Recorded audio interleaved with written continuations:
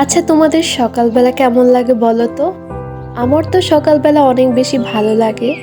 যদিও আমি সকাল সকাল উঠতে পারি না, তবুও চেষ্টা করি। হ্যালো এভরিওয়ান, আসসালামু আলাইকুম। This is me Nabila Nishat story. আর আমি নাবিলা তোমাদের সাথে শেয়ার করছি আমার মর্নিং ব্লগ।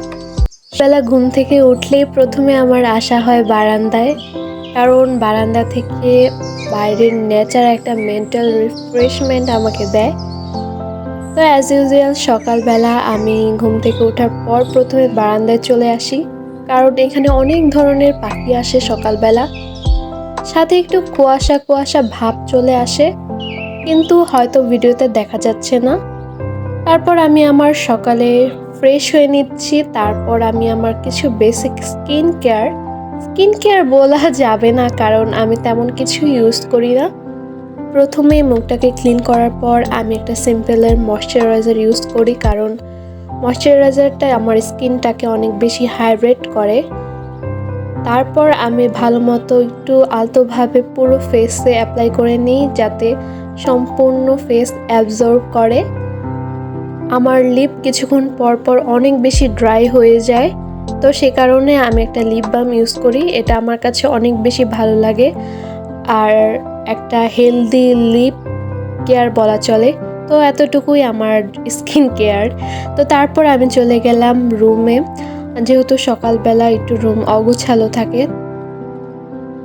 আপনারা খেয়াল করবেন, যারা অনেক বেশি সকালে উঠে তারা কিন্তু সকাল সকাল নাস্তা করে ফেলে, কারণ সকালবেলা উঠলে খিদাও তাড়াতাড়ি লাগে।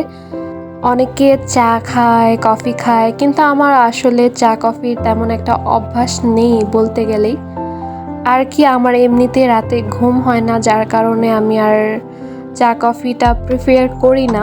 তো অনেকের অনেক বেশি পছন্দ, সেদিক থেকে বলতে গেলে আমাদের বাসায় তেমন একটা চা কফি হয় না।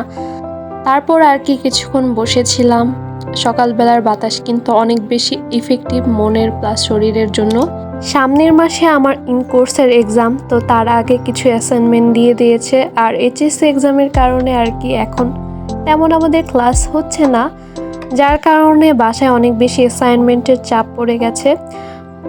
তো তারপর কিছুক্ষণ অ্যাসাইনমেন্ট করার পর তো রান্নাঘরে চলে গেলাম। তো এখানে আমি গরুর ভুঁড়ি, অনেকে হয়তো পছন্দ করে না, আমার কাছে অনেক বেশি ভালো লাগে। তো আর শাক, এই শাক তো অ্যাজ ইউজুয়াল থাকবে।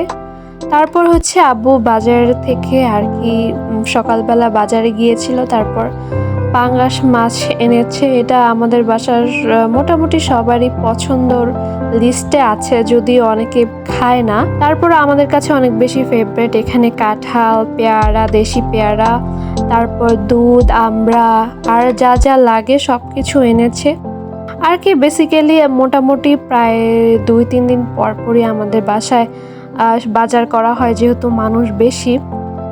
শাপলার ডাঁটা দিয়ে তরকারি বা বিভিন্ন ধরনের ভাজি রান্না করা যায়। আপনারা খেয়েছেন কিনা জানাবেন যে কেমন লাগে আপনাদের কাছে। তো এদিকে পেয়ারা এনেছে, আম্মু বলছে যে পেয়ারাটা খেয়ে দেখ কেমন। তো আমার কাছে ভালো লাগে না একদমই, আর মনে হচ্ছে একটু নরম হয়ে গেছে, আর পেছনে এদিক দিয়ে মনে হচ্ছে পোকা। তারপর আমি শাক রান্না করে ফেললাম, যদিও এটা মূলা শাক, আজকে রান্না হবে মূলা শাক।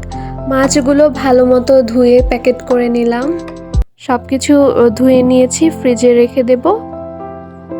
তারপর তরকারি রান্নার জন্য এখানে পেঁয়াজগুলো বেরেস্তা করে নিব, আর এদিকে ভুঁড়িগুলো ভালো মতো তেল মশলা সব কিছু দিয়ে সিদ্ধ করে নিয়েছি।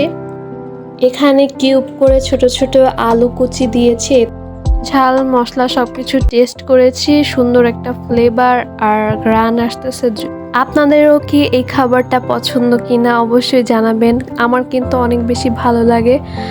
আর এখন ভাত চড়াই দিলাম, তো ভাত হয়ে গেলে এখন আমরা ভাত বেড়ে নিব। তো গরম গরম ভাতের সাথে গরুর ভুঁড়ি ভুনা, তো অনেক বেশি মজা লাগে। যদিও ভুঁড়ি ভুনা আলু দিয়ে করেছি, তারপরও টেস্টের কোনো কমতি নাই। তো এদিকে আমি 3 চামচ ভাত নিয়েছি, কিছুটা শাক নিয়েছি। শাক যদিও মূলা শাক আমার তেমন একটা ভালো লাগে না। সাথে নিয়েছি গরুর ভুঁড়ি ভুনা আর একটা লেবুর পিস। তো রেডি আমার সকালের ব্রেকফাস্ট। এটাই আর কি সকালে। আর মাটির প্লেটে অ্যাজ ইউজুয়াল আমি মাটির প্লেটে কিছুদিন যাবৎ খাচ্ছি, কারণ একটা আমার কাছে মনে হয় যে মাটির প্লেটে একটু আলাদা অন্যরকম স্বাদ লাগে।